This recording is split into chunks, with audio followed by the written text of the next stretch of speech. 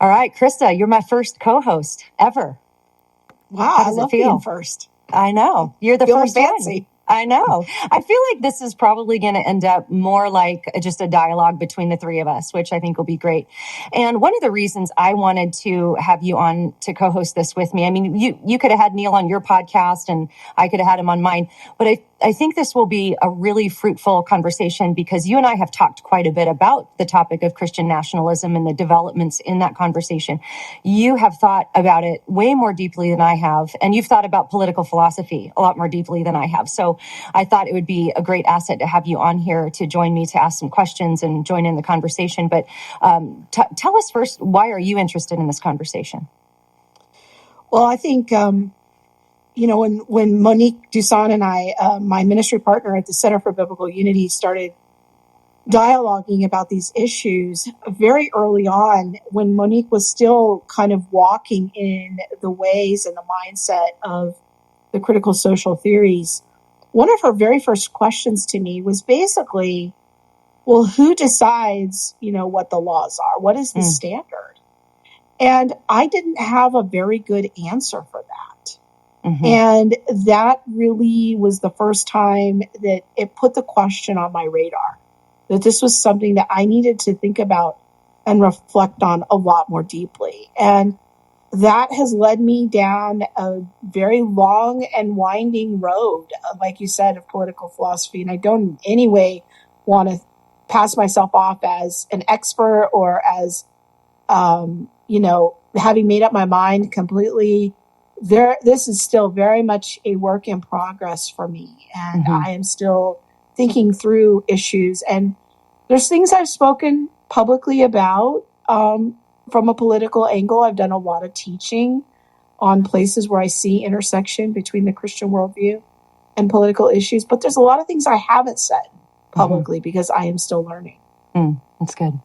Well, yeah, and this conversation is so interesting to me as well because of that same question Monique was asking you. It's like every law legislates morality, right? It tells us what we can do and can't do with our bodies and to other people. And that's all in the moral category of questions, which you either are grounding in an objective reality or it's going to be subjective. So these questions are very important for the Christian.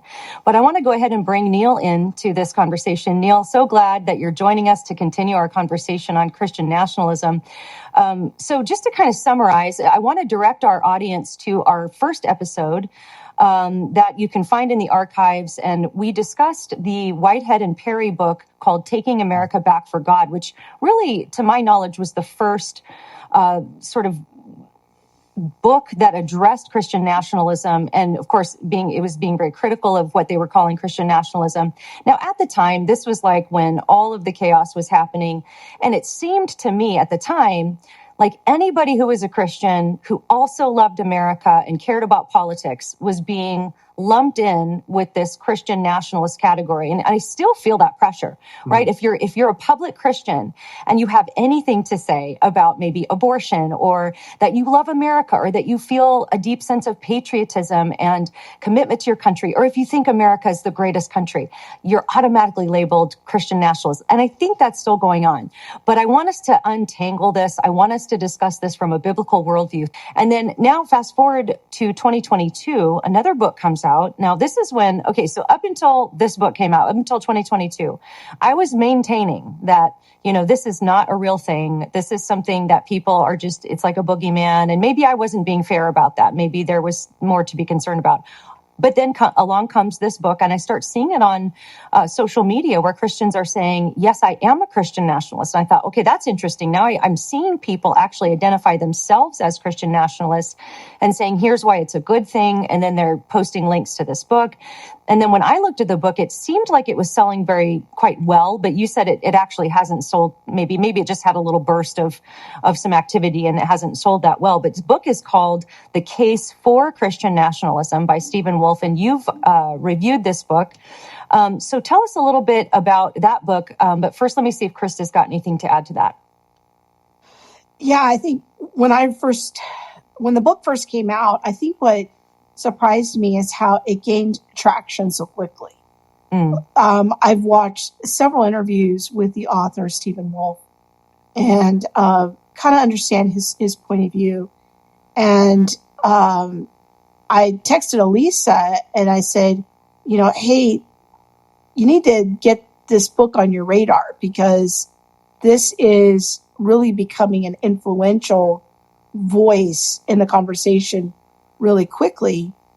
And in fact, I had a private dinner with a very big, I would say, influencer, social media influencer, a couple of weeks after that book came out. And we were sitting at dinner, and if both of you know who this person is, but if we were sitting at dinner and he was said he was working his way through the book, and I started grilling him on all of my questions about it and what it was. And he was like, wow, so-and-so. And then he listed off like 2 or 3 people that he knew that this book had convinced them of Christian nationalism, and other influencers that are in a similar stream as Monique and I. Then I started becoming kind of concerned at how quickly this was what I thought, influencing and reshaping the conversation. Like I'm still thinking this through, but battle lines were starting to be drawn really quickly. Are you for this vision or aren't you? And so I encourage Elisa to reach out to you so we can have this dialogue, because I think that even if the book sales, aren't like off the charts, I think this book is shaping the conversation for some people in evangelicalism. So I think it's good for us to talk about it. So tell us about the book, Neil. What's the basic case it's making, and what's it all about? Yeah, just be clear. I don't say it's selling badly. It's definitely selling more than my book. So that's your scale of bestseller. It's not Tom Clancy, right? But it's definitely it's doing fine. I just think it's probably reaching a niche audience is the point I would say. Yes. It's not reaching a broad. It's not. He's not going and doing interviews on Ben Shapiro, Joe Rogan. It's still kind of a niche book. So what's the main thesis? I think it's pretty clear that he's just saying that he thinks the ideal for a Christian nation is to be a Christian nation, which means he wants the nation to be explicitly in favor of Christianity and to discourage other religions, because he thinks the purpose of the government is to point its people, its citizens, to both earthly and heavenly good. So people would say, well, the government's job is to keep the peace on earth. But no, he said, no, the government's job is to point people towards heaven, and Christianity is true. Therefore, it means pointing people to Jesus explicitly. So that's a main purpose of the book. And then he dives into, well, what would that actually look like? He justifies that argument by appealing, we'll see in a second, not to Scripture, but he basically starts with Reformed Protestant theologies, the theology of the Reformers, and Reformed political theology. And he says outright in the book, I'm not going to be appealing heavily to the Bible. I won't. I'm going to assume that the Reformers basically got the tradition right. Their teaching on these issues was correct, and they'll work from there.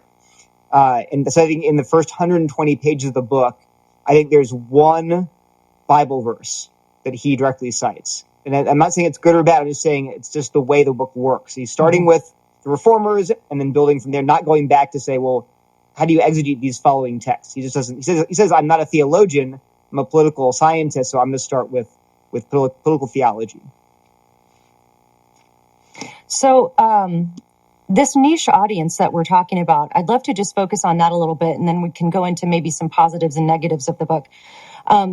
It seems to me like this is very much tied in with a very particular eschatology. Would I be right in saying that I'm seeing kind of at the same time, and Krista, you might be able to speak to this too, but it seems like at the same time, we're seeing sort of a resurgence. And I'm not saying this is I want to be very clear. I'm not saying that a particular eschatology leads one to these Christian nationalist conclusions. I'm not saying that.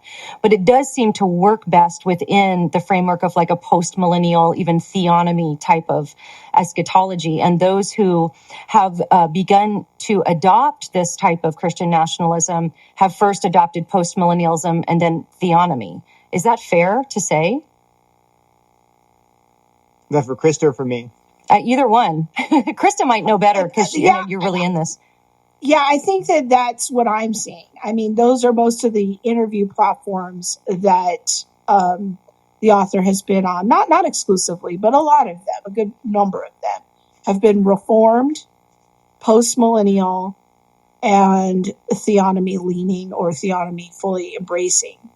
And by theonomy, we're just looking at, and I do follow many of these platforms on the regular, and they're using the Westminster Confession definition of that, of embracing the general equity of God's law. In other words, that God's law not only points forward to the sacrifice of Jesus, but that it also provides a foundation for a moral code, and that those principles behind that moral code are universally applicable and ought to form the basic framework for civil government. Now there's different streams within theonomy of how that works out and how different things are applied. But in the broadest way, these seem to be a large number of the people that the book appeals to. And if anyone wants, I'm kind of new to the whole theonomy conversation. So if anybody else is like, what are all these words and what are they talking about? I'm going to recommend a video that really helped me kind of understand. This is a video between Joel Webbin, who is a theonomist, and Mike Winger, who many of my audience know Mike. And Joel's a nice guy. I've been on his podcast. And basically, Joel is trying to convince Mike Winger to become a theonomist. And, Mike didn't go for it. But it's a great conversation to kind of learn the theology behind where that's coming from. And then I think for people who are trying to connect the dots, that'll help connect the dots to what we're talking about here. So, okay, that I didn't mean to take such a left turn there, but let's get back to the book, Neil. Obviously there are some instincts in the book that we can all relate with, right? There's questions being asked, maybe identifications of some legitimate problems. What would you say is good about the book? What's the positive takeaways, if there are any? So one surprising point is that Wolf's Christian nationalism really diverges in some ways from pop Christian nationalism. I'm talking about guns and Jesus and flags in the sanctuary, and you sing the Star Spangled Banner and in before service. That kind of pop Christian nationalism, which again Whitehead and Perry probably would point to, is that's what we're talking about. Well, Wolf actually diverges sharply from that perspective in some ways. So, for example, he says, quote, "I'm ambivalent about national flags located inside or outside churches, but national flags should not be displayed in a sanctuary, and especially not within sight during worship." That's not, again, when I think of Christian nationalism, I'm thinking of red, white, and blue on the pews and everywhere. But he's like, no, because, and why? Because he believes that the pastor is, another quote, "A Christian spirituality and worship are properly speaking about eternal life, not political struggle. Thus, pastors should not, in their official capacities at least, be social activists or political coordinators, especially from the pulpit." You're again wait a minute, that's not the vision in my head I have of quote unquote Christian nationalism. And so he says elsewhere, he says a Christian nation, any Christian nation, is not a holy nation in the sense that Israel was holy when under the Mosaic covenant.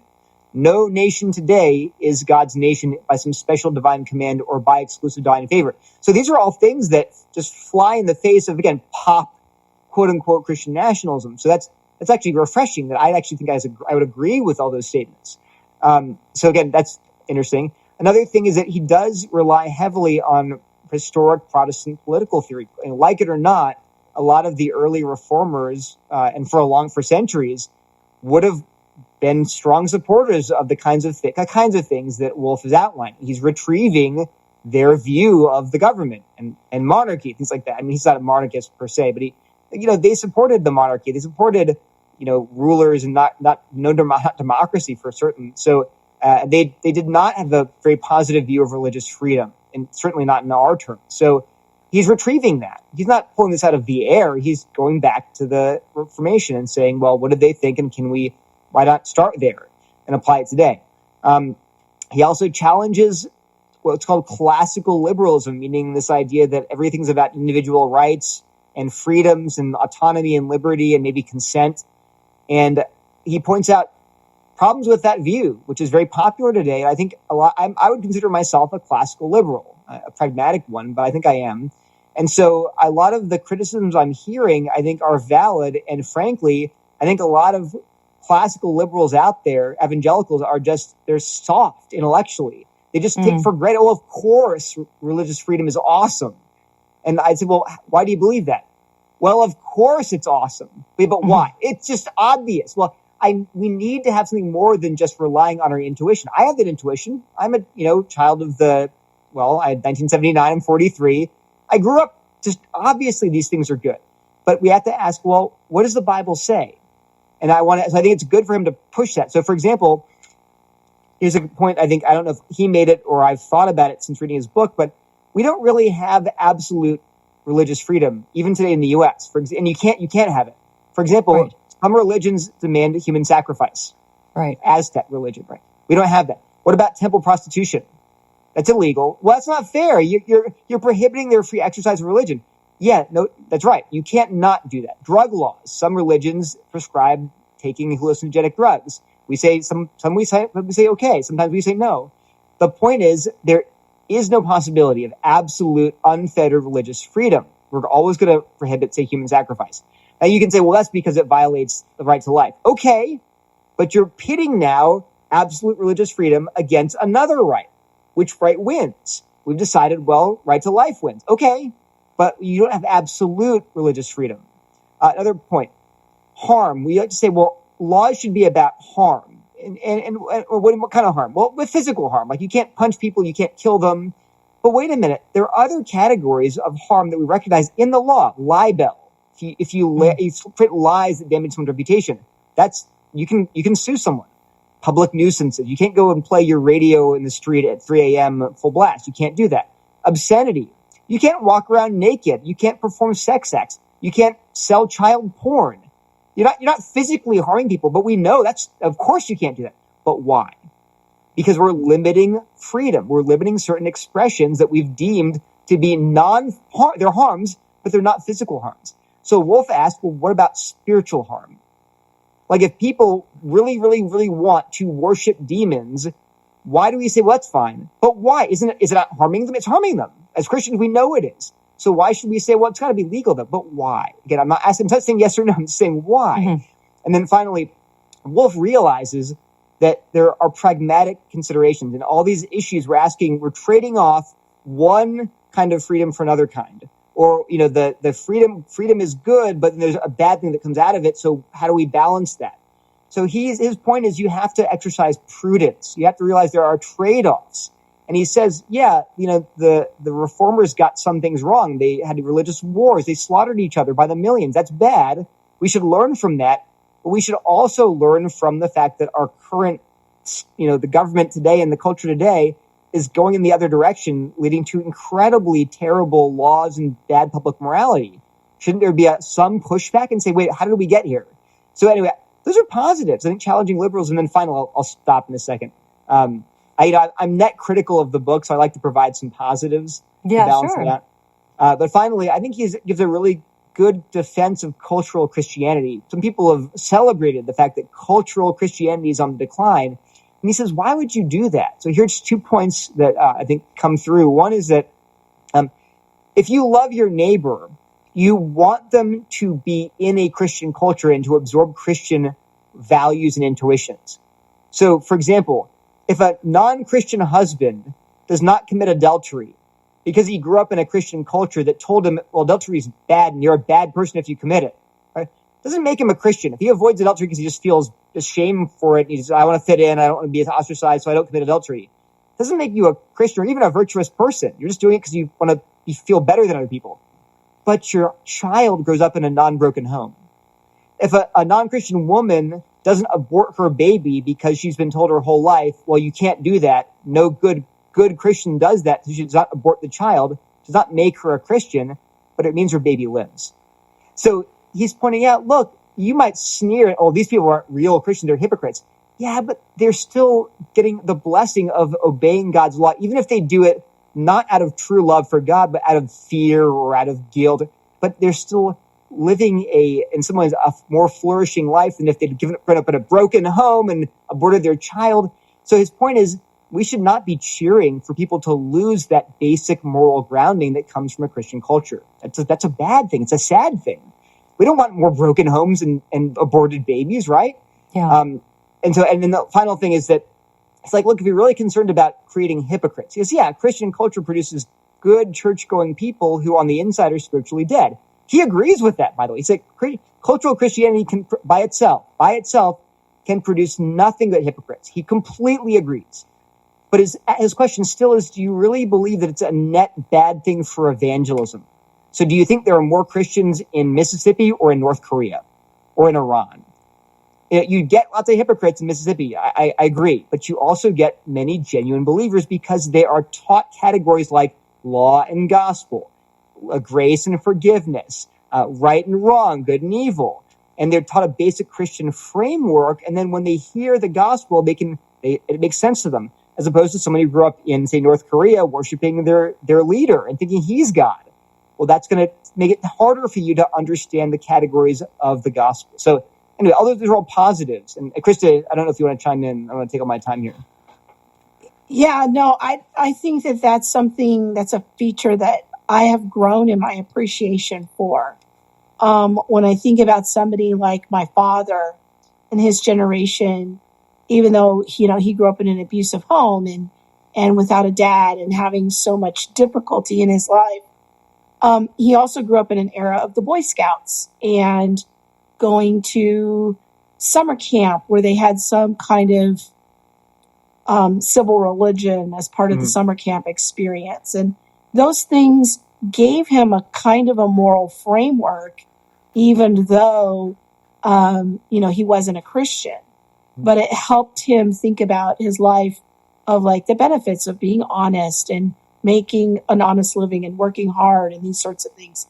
And that there is some inherent virtue in that. And we see that, I think there's a scriptural premise for that. I mean, when we look in, for example, the prophet Amos, God brings judgment against Gentile nations when they violate certain eternal moral principles.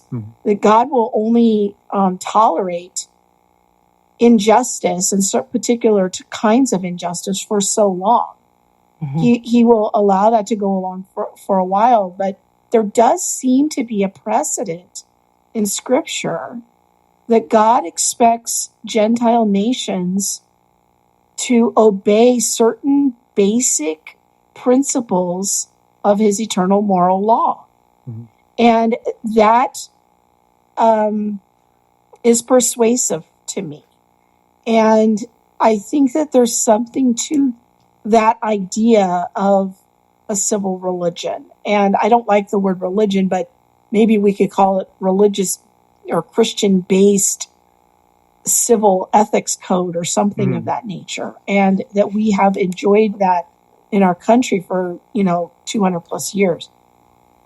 I think that there's some biblical grounding for that and a case for that can be made. And I think we're seeing some of the fruits of transitioning away from that framework in our cultural moment right now. And as we're kind of engaging in, whatever we want to call the social shifts that are happening right now, we're seeing a different moral framework rise up and take its place. So let me ask you, Neil, about some of your thoughtful concerns and reflections about Wolf's book and his project, because I'd really like to get into that and hear what you have to say. And I do want to commend to everyone to read Neil's very fine, long review on his website at shenviapologetics.com to just get even deeper into the details there. But let's talk a little bit about some of your concerns about the book. Sure. So I mentioned one. Let me just read Wolf's summary of what a Christian nation would look like, just so you guys get a sense of what he himself says. This is the goal. This is what we're looking at. We talk about as a Christian nation. He says, a Christian society that is for itself as a Christian nation will distrust atheists, decry blasphemy, correct any dishonoring of Christ, orient life around the Sabbath, frown on and suppress moral deviancy, and repudiate neo-Anabaptist attempts to subvert a durable Christian social order. So, he's envisioning a society that's very different than the one we have today. Certainly, I think we could minimum say that. So we'll get into that, but that's how he describes the sort of ideal society with a Christian leader.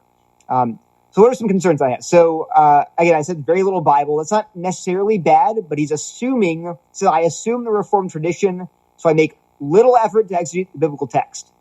So he says, page 16. He's going to start there, and if you don't buy that assumption, then you have to go back and figure out whether the Reformed tradition is true or not.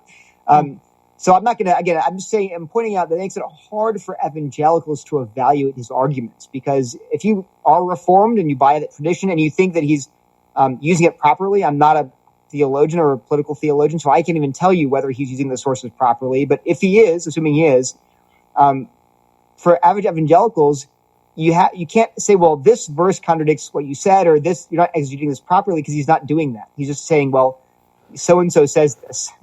So, okay, is he right or wrong? He's not the Bible. So it's hard for a Christian who's good at the Bible, but maybe bad at, say, some of these reformers to evaluate what he's saying. Okay. Here's a big problem. He doesn't define the word nation clearly or precisely, and he says he doesn't. He says the idea of nations is notoriously difficult to define, and identifying true nations is equally challenging. My interest, however, is not to discuss and identify nations and nationhood. So wait a minute. If you're going to call your book Christian Nationalism, and you're not sure what a nation is, he's kind of like, well, we just kind of know it when you see it. Well, that's going to become very important if you're going to build a Christian nation. They're like saying, I'm all about Christian shmationalism. Well, what's a Christian shmation? Well, I don't know really, but I'm just saying I'm all about Christian shmationalism. You have to define what that word means, and it's going to be very important in a second. So, but he never says clearly, well, what is a nation? He doesn't really say. The closest he comes is, a nation is a group of people who see themselves as a people. That makes sense? That if you conceive of yourself as a people who are my people, we share a language, a culture, and ancestry is part of it, then you're a nation. So sharing all those things in some sense makes you a nation. Okay. But he doesn't define it clearly, and that becomes a problem. Here's a big one, though. When he imagines the ideal system, not a realistic one, but ideal one, he talks about the Christian prince. That's his ideal civil magistrate, the ruler of the Christian nation. He calls a Christian prince. And here's some quotes from his book. Having the highest office on earth, the good prince, the Christian prince, resembles God to the people. Indeed, he is the closest image of God on earth. The prince is a sort of national God, not in the sense of being divine himself, or in materially transcending common humanity, or as an object of prayer or spiritual worship, or as a means of salvific grace, but as a mediator of divine rule for this nation, and as one with divinely granted power to direct them in their national completeness. It's 287, 288. Here's another one. This is, okay, brace yourself. The Christian prince can adorn himself and his residence, his house, with Christian symbols, as crosses were once painted on royal armor. His military or militia, which defends a Christian people and their church, can be designated soldiers of Christ. That's 296, 297. Earlier, I identified the prince as the mediator of civil rule, and I described him in godlike terms following scripture. The prince is an image of Christ to his people, page 309.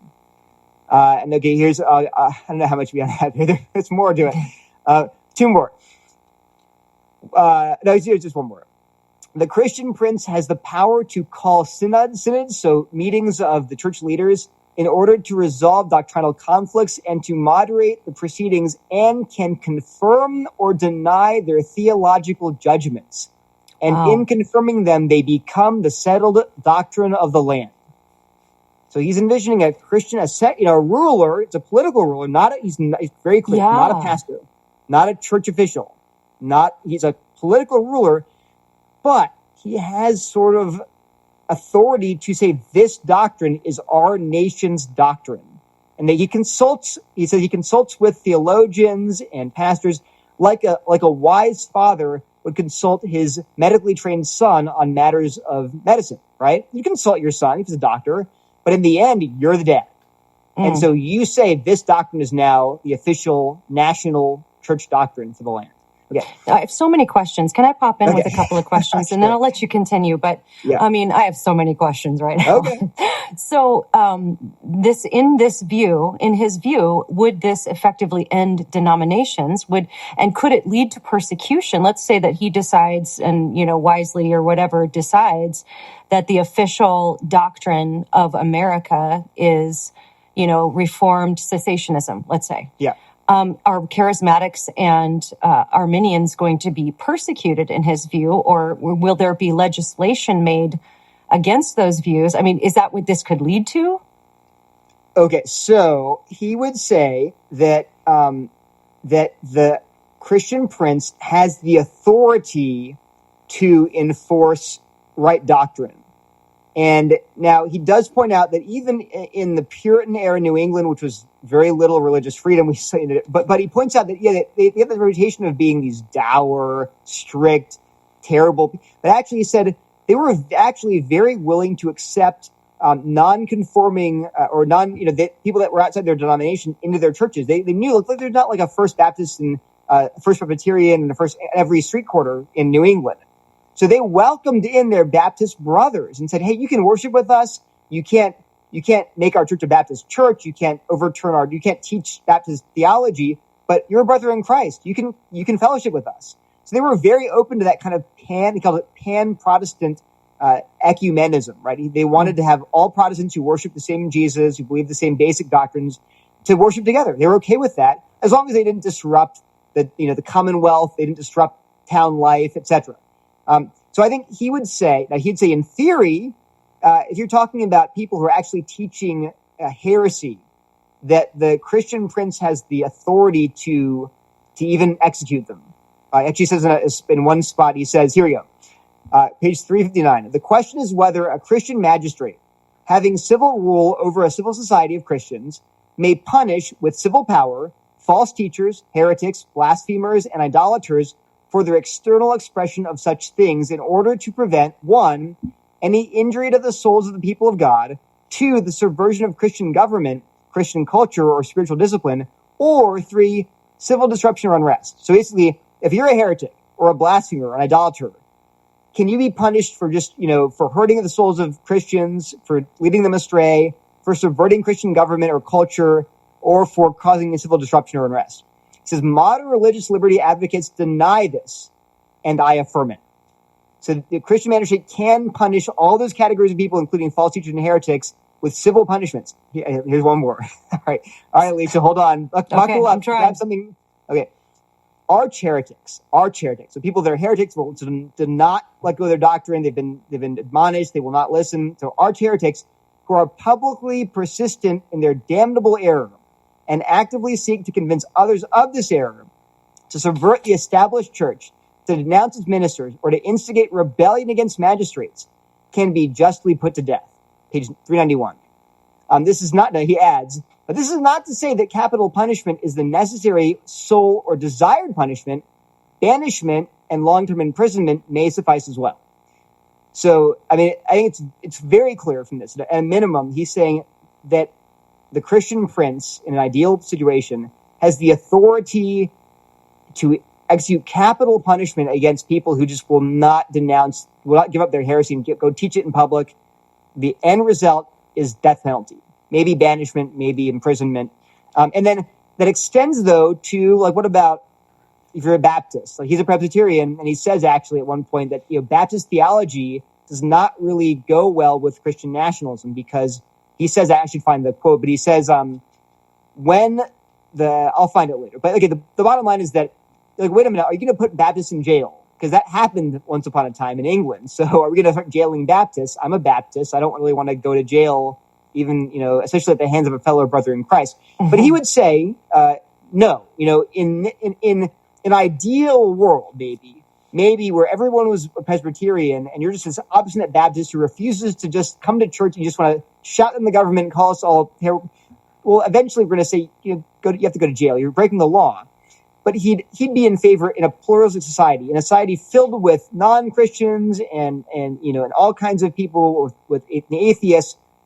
We'd have to use prudence, is the word he uses a lot, prudence.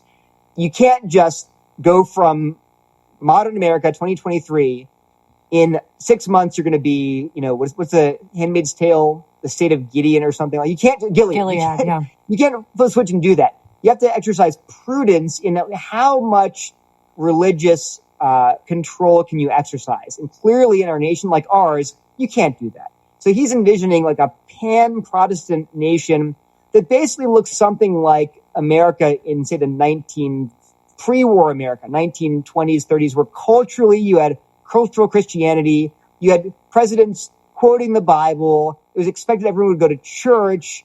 He's saying it's not ideal for him, but it's the sort of the best we can do with what we have. So, but in theory, he's okay with all the things he said. In principle, that's not unjust.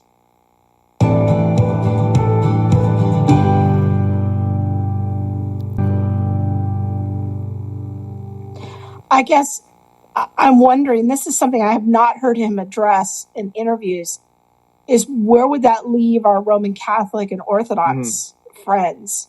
Because they're not Protestants. Yeah. So I mean, because obviously it leaves out Muslims, Jews, Hindus, atheists, but what would he do with Catholics and Orthodox people? So I think that actually, and he hasn't addressed this specifically. I think that given what he says and hints at in the book, he's not saying that the U.S., in even the best case scenario, that given the pluralism of our country today, we're not going to kick out even maybe Hindus and Jews. We're not going to do that. We're going to tolerate them, but we're not going to promote them. We're not going to say how awesome it is. Because as a Christian nation, this is him speaking, by the way, not me. But I think he would say, we'll tolerate other religions, tolerate them, but we're going to discourage them, right? We're not going to throw them in jail, but we're not going to you have your displays and you have the Satanic Temple wants to put up a display. You do it too. No, you're not. It's illegal. So he would be totally willing to draw the line at certain and say, no, we're not going to have Satan worship in this country. I'm sorry, you'll go to jail. But I think he probably would be open to saying, yeah, we're going to tolerate Catholics and Orthodox and then even maybe Jews and Muslims. But we're going to be a Christian pan-Protestant nation officially. With the ideal of eventually over time, over generations, shifting people more and more into this kind of pan-Protestant ideal. And the analogy that's often used by these advocates is the reason they're talking about Presbyterianism so much is because of the idea in Presbyterianism of covenant families, covenant language, and covenant children. Mm-hmm. So because I baptize my child into the covenant, but when they get older, they might walk away from their faith. But as long as the father's in the home, the father is the one who is enforcing that the child go to church and be obedient and honor their parents. And so the government is sort of compared to the father. And this is why Presbyterianism is the framework. And there was a big dust up after the book came out where there was some jokes that were made of like, well, Baptists, really can't be the ideal Christian nationalists because... Oh, there's a quote. Let me read the quote here. There it is. Okay. I got it right in front of me.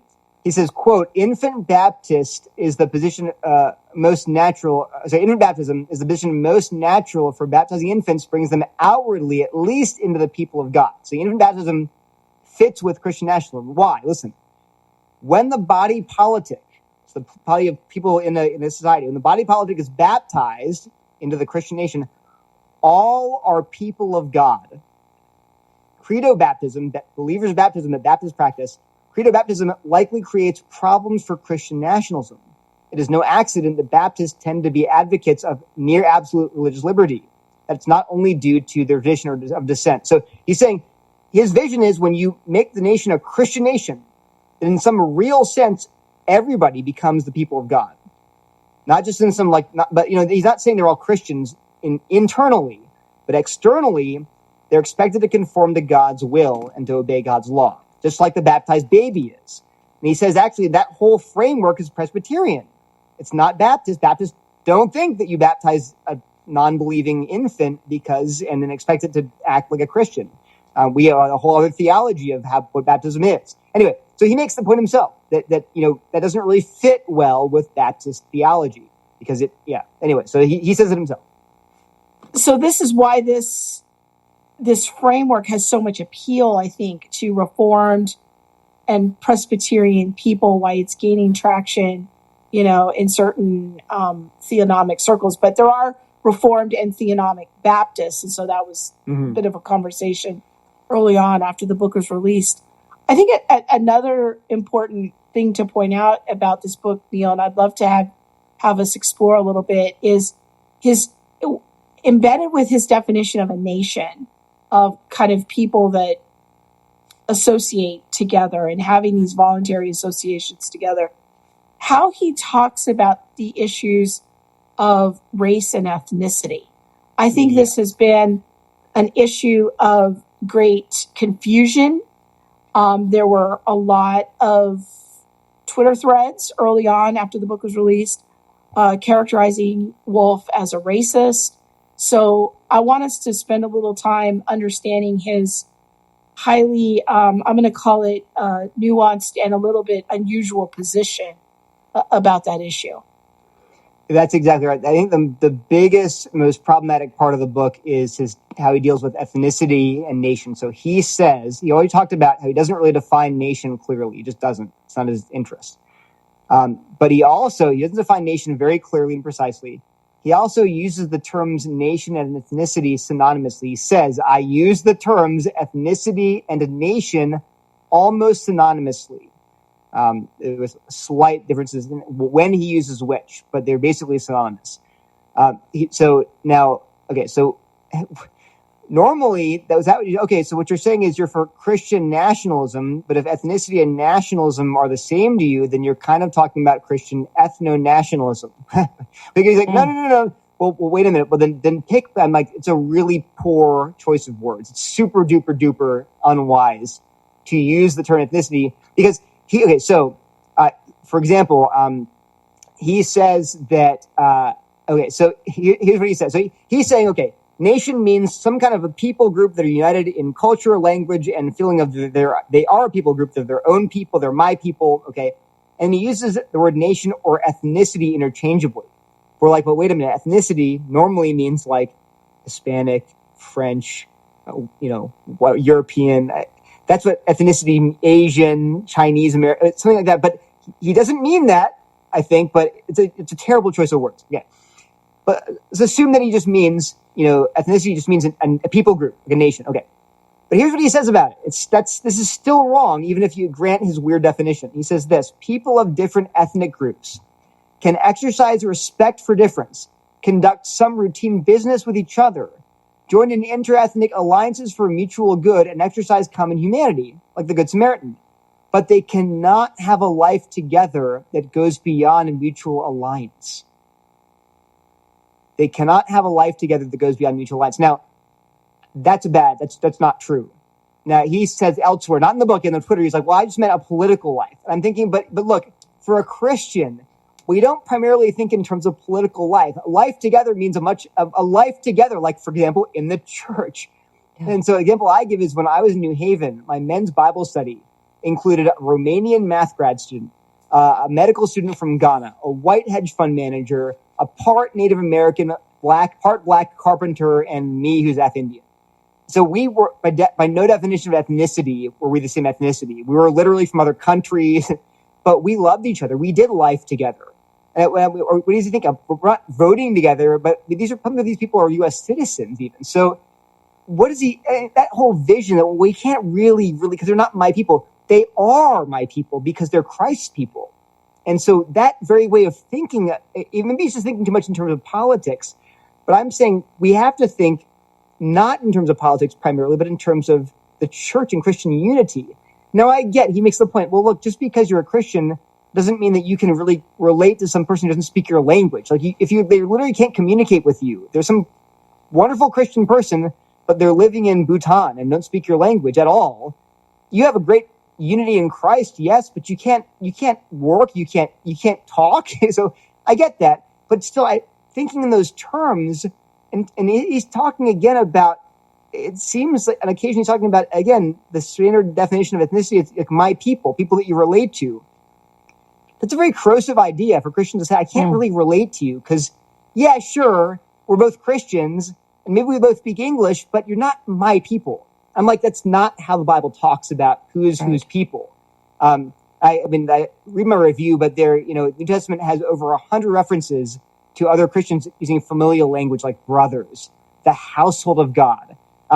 Peter in 1 Peter says to the Christians, you are a chosen race. The Greek is genos. A royal priesthood, a holy nation, ethnos, where we get the term ethnicity. He calls Christians a holy nation. So for the Bible, they are thinking in terms of the Christian as a peoples, a genos, ethnos, a people for God's own possession. Once you were not a people, but now you are God's people. So it's almost reverse of how Wolf's thinking. And he has reasons for why he thinks that, on a natural level, cultures and natural familial units have to take priority for politics over our unity in Christ. He wouldn't deny unity in Christ. But I'm saying if you look at the way the Bible talks about these categories, it reverses that. It's more concerned about unity in Christ than about politics and alliances and forming governments. So I'm willing to say maybe he's just not wording this very carefully, or maybe we're misunderstanding him. But I would really hesitate, and for other reasons, I have very big concerns about how he's thinking about ethnicity and nationalism. And while there's much more I could go, I think I'll just say this because let me just be frank. Racism within Christian nationalism as a broad movement is a very real concern. It really is. And let me point out some things here. Now, it'll be some about Wolf and some about other people. But before his book was published, Wolf there's a Twitter discussion about intergroup marriage, like any kind of intergroup marriage. And Wolf tweeted, while intermarriage is not itself wrong as an individual matter, groups have a collective duty to be separate and marry among themselves. And so people kind of probe, but what do you mean groups have to be separate?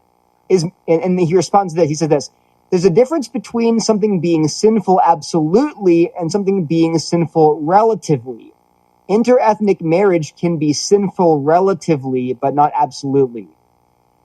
Now, to be fair, he deleted those tweets and he went on CrossPolitic on an interview and offered a bit of retraction and said he was just thinking out loud about, well, do groups have a duty to preserve their culture? And if so, does it harm the group culture if you intermarry heavily with some other group because you lose the culture? So, okay. So he took it back. He said, well, I can see why it's confusing. So, okay.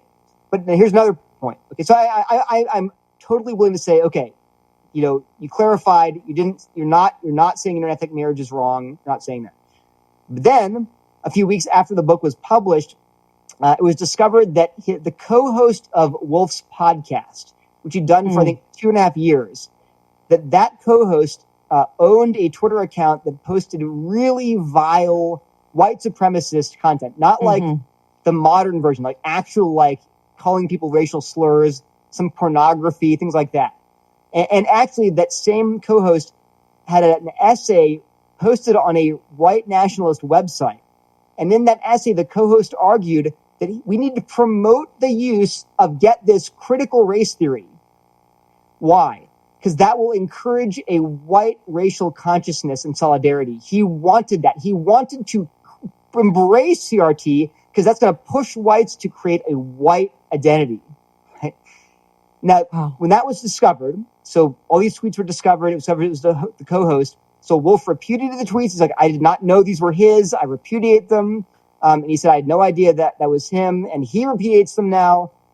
But I'm again taking him at his word. My only point is this. There is a problem within this Christian nationalist community with just outright racism. Yeah. I mean, I'm opposed very clearly to critical race theory. And one reason is because it's going to divide the church. And now you have people who are outright saying as whites, we should embrace CRT because it will divide the church. And we like that. We want whites to rise up and become racially conscious. I'm like, I'm sorry. I reject CRT when progressives use it. And I reject CRT when conservatives use it because I reject CRT as a Christian. So I think, and there's, one more example. I'm sorry I'm taking up so much time, but this is great. No, keep going. Okay. A few weeks later, I basically said, I think there are bullets to bite. Like, classical liberals can just buckle down and bite the bullet and say, we're going to allow drag queen story hour. We disagree with it, but it's the price of liberty. We're just going to go ahead and do it. And that's, I think that's bad. I think we shouldn't do that. But they're biting the bullet. They're being consistent. And I said, on the other hand, Christian nationalists have some bullets to bite. For example, do you want to make Hindu temples illegal? And I thought that was going to be we don't want to do that. But I was surprised that actually hundreds of Christian nationalists, self-identified Christian nationalists, poured onto my Twitter webpage and said, absolutely, Hindu temples should be illegal. Absolutely. There's no, obviously, this is clear. And then some of them even told me, these are self-identified Christian nationalists, go back to India. These are Christian nationalists saying this. I'm like, oh, guys, I'm from Delaware, but whatever. Yeah. Okay. I'm not offended. And then actually, those are just nutcases on Twitter. I mean, some of them have pretty big followings, but whatever. Twitter's a sewer. I get that. But here's the thing. So then another guy came on in the midst of this discussion. A guy came on to my website and said this. He said, he said basically the white men's got conquered by immigrants don't belong here, and white men are being oppressed by immigrants, and they need to leave our country. So I made some joke about how, as I said, actually, other people were here before the Europeans were, right? Here's what he said. This is another rando on Twitter. I get it. He said, Europeans didn't immigrate. We conquered. We put the native demon worshippers to the sword and took the land for Christ. The Lord took most of the rest by plague. But since the invasion began in the 1960s, that's the immigrant invasion, the life of the white man has gotten immensely worse, and you know it. Okay, now, again, rando on Twitter. I'm not saying he's speaking for anybody. He self-identifies as a Christian fascist. He's not a Christian nationalist even. But here's the thing. After that tweet, I posted the tweet and was like, this is crazy stuff. The Twitter account of Gab CEO Andrew Torba responded to that vile tweet, "Go off, King." Now, Torba recently wrote a book entitled Christian Nationalism, a biblical guide for taking dominion and discipling nations. And he is notorious for posting anti-Semitic tweets. And that guy's book, Torba's book, he's the CEO of Gab, he has 300,000 followers. His book on Christian nationalism has 3 times the upvote to the reviews as Wolf's book on Amazon. So now, again, I'm not saying Wolf endorses any of that. Right. I'm not saying that. Absolutely not. In fact, I actually DM'd him. I asked him explicitly, what did I say? I said something like, are you opposed to interracial marriage? I think he said flatly no. I said, can people of different ancestries, like a Japanese person and a white person, can they be the same ethnicity? He said yes, because the thing is basically about your people. So if a guy came from Japan and his family immigrated, 60 years ago, and he's come to America and he's now, an American, he's an American. That's his ethnicity. So he's saying that, ethnicity in Wolf's mind is not race. It's not, ethnicity means basically, it's hard to say, but it's definitely affirming that he's not saying interethnic marriage is wrong. He's not saying, when it comes to ethnicity, he's not saying Japanese Americans and white Americans are different ethnicities. He's saying you can both be the American ethnicity or something like that. Okay. I'm just saying this. There are plenty of self-identified Christian nationalists who are straight up racist. Okay, I'm not accusing you just because you happen to identify as a Christian nationalist. I'm not saying you're a racist. I'm just saying it's a problem within this big tent movement that you need to be aware of. That's all I'm saying. And that is very consistent with what I have seen as well. And I think that Wolf's answer I heard him give on one interview, I think was like, and to him, if you have 2 people that we would call different ethnicity, let's say a European background and a Japanese person, if they're willing to fight and die to defend their land in America, then they're the same. They're the ethnicity, same right? Ethnicity, according to his definition. Right. That it's about shared affiliation and shared beliefs that we will defend this ground. We will fight and die for our nation. And so it would be a straw man to call Wolf, I think, a white supremacist. Right. He says he's not interested at all in racial categories. It's not what he's thinking about. Yeah. Yeah. But it's confusing because he has a novel definition that seems to be excluded to one person in terms of how he's using it. But in the Christian nationalist movement more broadly, when you posted that tweet about, we don't want to make Hindu temples illegal, Mm-hmm. I knew you were in for trouble. Like when you posted it. Here's the thing. I almost posted, you don't want to make synagogues illegal. And I thought, you know what? Just in case, I won't post that because I don't want to see what crawls out of the woodwork to say, yes, we do want that. And some people actually, I actually asked the Torba or his account, I don't know if it's his personal account or his CEO account, but I actually asked, well, what about synagogues? And he just kind of coyly posted a meme, like, we'll wait and see. Like, he didn't say yes or no, but he wouldn't say, well, no, not those.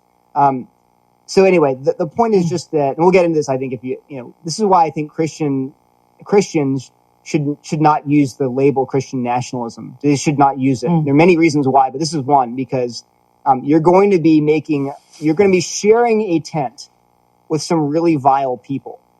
And so for many reasons, one of them is prudence. You don't want to do that. Wait until you get this great movement of yours. Then some CNN reporter sticks their mic in the front of some neo-Nazi who has a humongous following. And he says, yes, I'm a Christian nationalist and we believe in, deporting all the brown people. And you're like, uh-oh, there goes your movement. And there are other reasons too. I mean, okay, we don't want to rant here. Guys, what I'm seeing is a repeat of the woke movement in the church. 10 years ago, 5 years ago, woke evangelicals were using these language of social justice and systemic oppression, all this stuff. And a few people like me, and other people too, but we said, hey guys, I don't think you want to use those terms because those terms are being used by some people that they're not Christians and they have some really, really bad ideas. But a lot of people within the woke movement didn't listen. They circled the wagons. They're like, how dare you? You're just racist. You don't like justice. They wouldn't listen and say, hey, you're circling your wagons around a few wolves. Not all, but some. And 5 years later, what happened?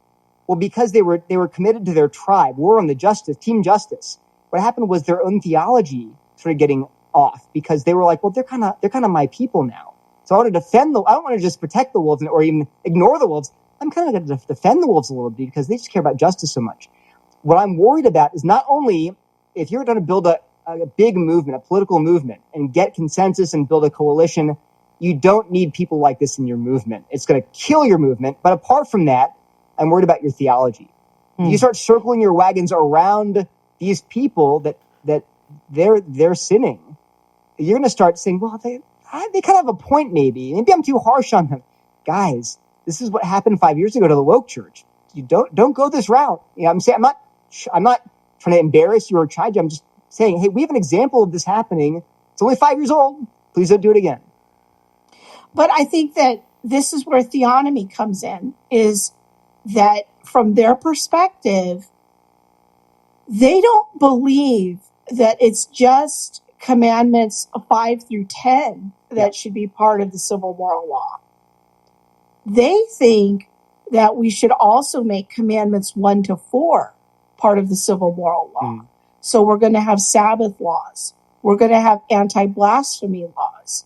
And the way they're couching the conversation is if you don't get on board with us, if you don't get on board with our vision, you're compromising Scripture.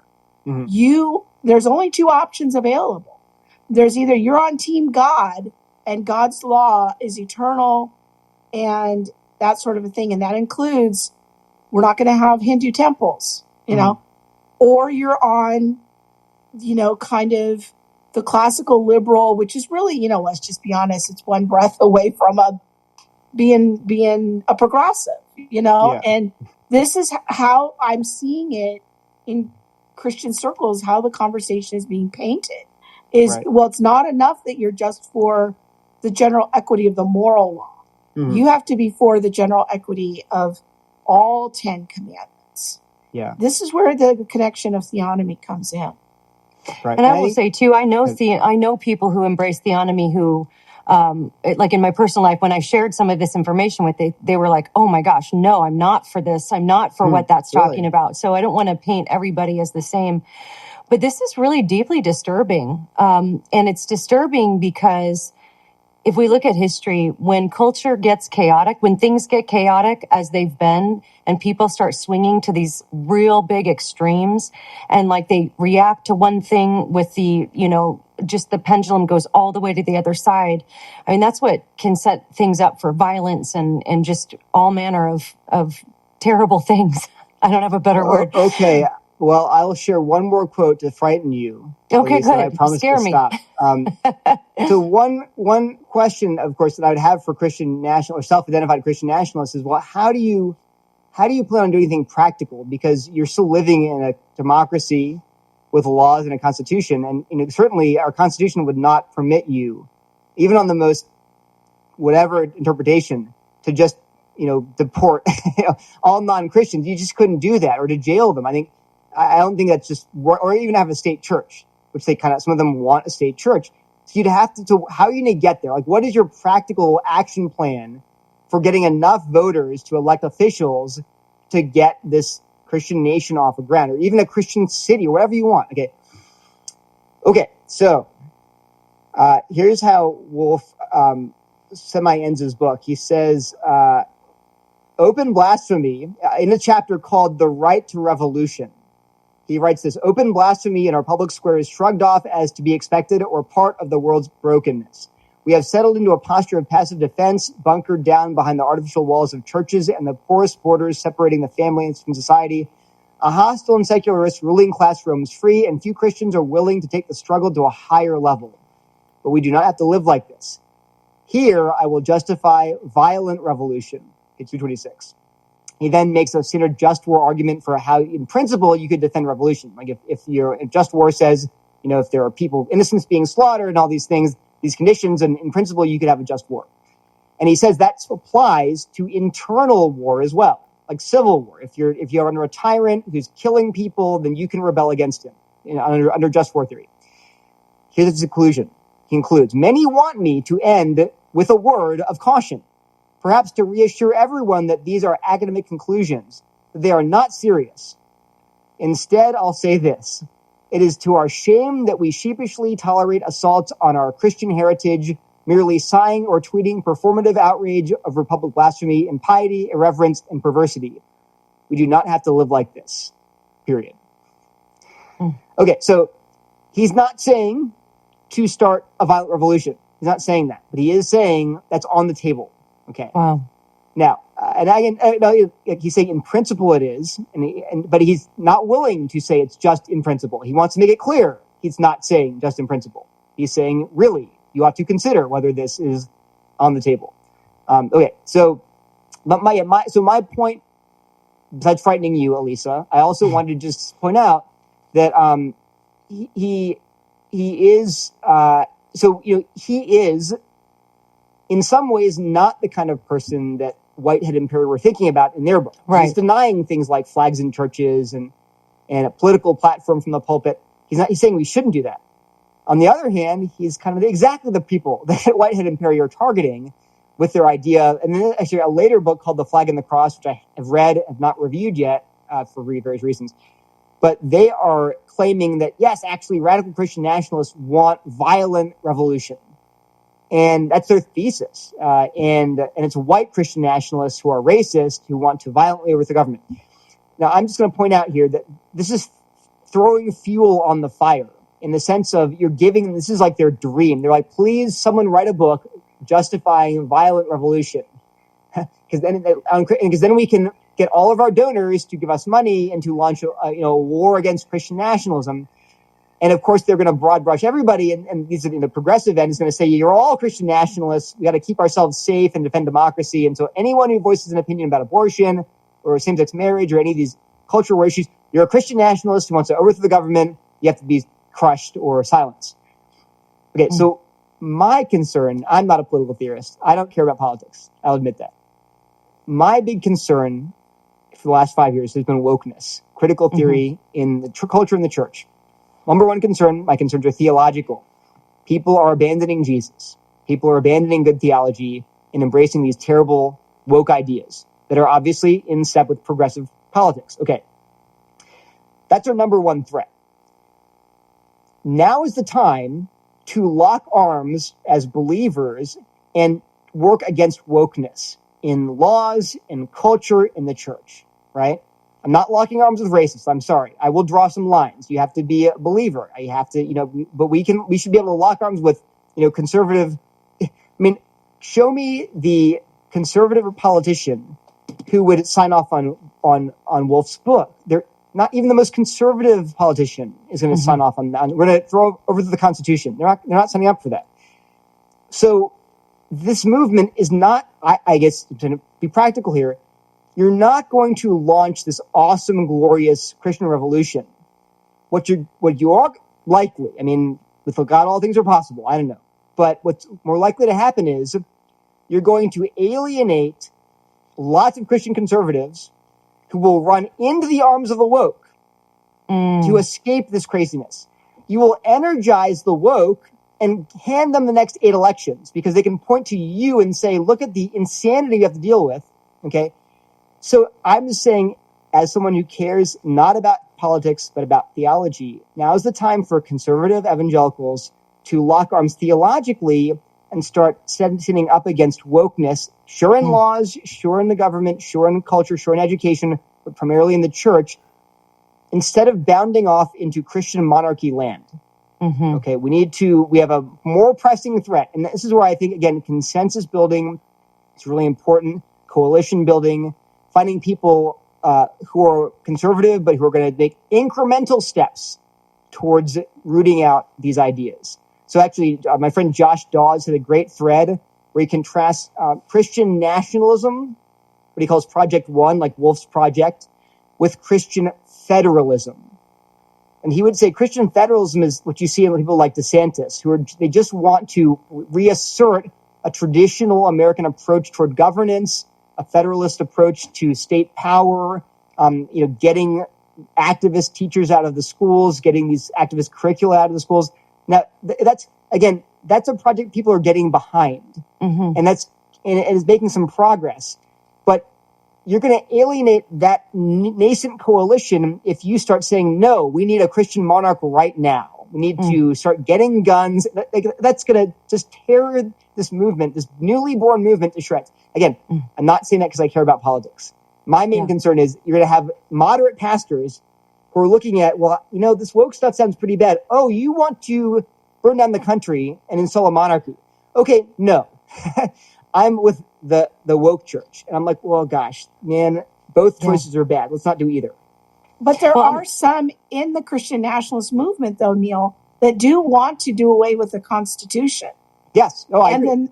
And then there are others who want a more gradualist approach. So I don't want to paint all Christian nationalists as having the same pathway to how we get there. But, I do think that there is a vulnerability as a reaction to, I want to be a biblically faithful pastor. I want to be a biblically faithful Christian. Wokeness is bad. But I think it's sending some of those people who are wanting to preserve biblical fidelity, I'm seeing them run into the arms of Christian nationalists because it is posing as the biblical alternative. The only alternative. Woke. You're either woke or you're a Christian nationalist. But it's funny because it's like as of 3 years ago, this thing wasn't even existing 4 years ago. It's suddenly there are only two choices. What happened? But to your point, Krista, I totally agree. So I agree that not all Christian nationalists, some of them would be horrified about some of the things that Wolf says. Others would love it. Again, Josh Dawes tries to tease out those two factions, and his point is if you want to have a a successful political movement, you've got to start focusing on like incremental issues and not these overarching pie in the sky idealistic scenarios, because those are actually going to end up undermining the coalition you can build right now. Again, I'm not a pundit. I'm not here to give you political advice. My concern is I just think you're going to also, like you said, what's the other way is that you're going to, people that are just beginning to say, wait, maybe wokeness is a problem theologically, think about, well, that's a way bigger problem. So I'm just go ahead and not care about wokeness. I'm like, we're so close. Anyway. Okay, so this has been utterly fascinating, and I want to direct everybody to further resources. For sure, go to shenbyapologetics.com to get Neil's very in-depth review of this book. And if you're on Twitter, I got off Twitter because it's a sewer. I admire you, Neil, that you're still duking it out on there. But if you're on Twitter, follow Neil. Lots of great resources. He's always, challenging the status quo, and it's interesting to see the reaction. Sometimes I'll just go peek and see what's going on Twitter. And I want to end with this. And I'm going to let each of you kind of have a last word here. So anything else that's just burning in your heart that you want to say. But I'd like to say this. I am very sympathetic with the instinct to be apolitical, to just duck out and be like, this is all crazy. I'm just going to live my life. I'm not going to get involved. I'm not going to worry about it. I am actually incredibly sympathetic to that instinct. And I think if I was just left to my nature, I would probably be that way. But the Lord has actually convicted me just in this past year or so that, if we're apolitical, then we're not actually contributing to being a solution to the problem. And our politics should flow out of our theology. And we should be involved in such a way that we are protecting the most amount of people and doing the best we can to help usher in good and moral laws. And I'm still just starting to think about this stuff more deeply. I do want to direct our audience to a 2-part series I did a few months ago on Christianity and politics. It was a 2-part series about how to think theologically about politics with Dr. Jeff Myers from Summit Ministries. And then we did an episode with Oz Guinness and just kind of did a little 2-part on that. If anybody wants more resources on how to think through these things as a Christian. And with that said, Krista, take a minute or two. What are you dying for our audience to know about this, or what other resources would you direct them to? And then I'll let Neil have the last word. Yeah, I have several teaching series related to politics on my channel. So they can go to Theology Mom on YouTube, and there's a playlist there on Christianity and politics. And I've done several teaching series along these lines with how my thoughts have developed so far and walking people through that. And I do want to encourage people to stay engaged in the political conversation. We live in a very unique moment in history. The most of human history has been one of tyrants and difficulty and dictatorships, and we live in a very unique time of the great American experiment of a constitutional republic. I'm not ready to blow that up, and I want to figure out a way forward. I'm sympathetic with my theonomist friends who want to preserve biblical fidelity. I'm very sympathetic with that. I don't in any way want to paint them as fringe or crazy, because I really think in their heart they want to be biblically faithful. I also think that political philosophy is something in the amount of pluralistic society that we're currently living in we're on a steep kind of learning curve and trying to figure this out in a very difficult time frame. And I just want to encourage people to go a little slower and not be so quick to pick sides. And I'm really trusting the Lord to bring some voices forward to innovate and provide clarity. I'm not ready to fully put the first 4 commandments of the 10 Commandments into civil law, but I'm sympathetic and I understand those people who want to be biblically faithful, and they do think that there should be laws against other religions. I don't think I agree with that, but I would be hard pressed right now to give a super detailed answer to that. And so that would be my other thing I want to tell people is it's okay to be thinking about it. It's okay to be learning. It's okay to not have it all ironed out because these are complicated issues. And I appreciate that Wolf has put forward his framework. I invite others to put forth their frameworks. I am all for a competition of ideas. Neil. Yeah, I think I just have some questions. I think, even the craziest ideas and frameworks, they should make you re-examine why you believe what you believe, right? So like Krista said, when a Christian nationalist says, for example, or like Wolf says, we should be legislating the first table in the first 4 or 5, commandments, not just the second table, not just the murder and adultery. We should legislate all 10 commandments. And I say, no, you shouldn't. You say, well, why not? I'm kind of like, I don't know. Well, good. See, that's a good thing. It's making me ask, well, why do I believe that? Am I even being consistent here? So I think I truly believe that a lot of our evangelical political pundits have never really thought about the deep first principles behind their political stances. They kind of just go with the flow like I do. Everyone does. So I think it's books like these force you to make a biblical case for what you believe and even to re-examine what you believe. So I'm for that. So I think it's one good thing to think about. So I think in the same way, I think that when Christian nationalists say we have to enforce all 10 commandments, well, they should make a case too. Oftentimes their reasoning will reveal, major principles like, well, is there discontinuity or continuity between the Old Testament and New Testament? The basic theological principles that are illuminated by how they reason about government and law, for example. So I think these are all healthy things. But I would say one of the things that Wolf says repeatedly in his book that is not brought out more, and especially is not evident in a lot of the reasoning of professing Christian nationalists on Twitter, which is a small population, I guess. But Wolf really emphasizes the need for prudence. What he keeps saying is that in this book, this is the ideal situation. And I'm like, okay, so the ideal situation is a Christian prince who loves God, who's going to execute biblical justice, etc. But in one sense, though, a ideal case would also be a wholly regenerate Christian population. In other words, thought experiment. Wolf's book actually makes a lot of sense if we're talking about 1,000 Christians who go and colonize Mars. Mm-hmm. What are their laws going to be? They're all Reformed evangelical Christians, Presbyterians. They land on Mars. I'd actually be like, well, this is not crazy for them. They all want it. When I hate living under a government that said you can't blaspheme Jesus, I'm like, I wouldn't hate that. Actually, that'd be fine. I don't blaspheme Jesus, hopefully. So if it's the consent of the governed saying we actually want to obey God's law, then what's wrong with that? This is what the Puritans were doing. They came here because they wanted to escape and have this freedom to have their religious convictions lived out in law.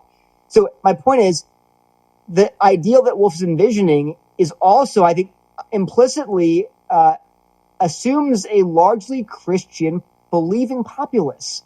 And he recognizes repeatedly that in the reality of a largely pluralistic non-Christian populace, you will have to make concessions. Ironically, the sort of popularizers of Christian nationalism don't seem to get that. They're the ones shouting, ban Hindu temples and deport all non-Christians. But he's not really saying that because it's always for him been about the ideal. And then but he keeps saying prudentially in practice, this looks very different for every nation. We have to adjust. What will people tolerate? What can they support? We don't want to create a revolution. We don't want to create violence. We want to be gentle and push people gently, things like that. So, and he's actually a lot more down to earth and realistic than some of these really extreme voices. So again, I'm not saying he doesn't say extreme things, but I'm saying, hey, we should at least embrace that thinking. There's need to be compromise and prudence in how you govern. And actually, that's way built into the tradition that he's citing. The reformers did believe in that kind of, prudence, care, slowness, hesitancy, they believed in that. So I think we should, if we're not reject everything else he says, at least acknowledge that he's saying that, and we should take it seriously too. Well, lots to think about. I'd like to thank my co-host, Krista Bontrager, and our guest, Neil Shenvi. Again, go to shenviapologetics.com for more.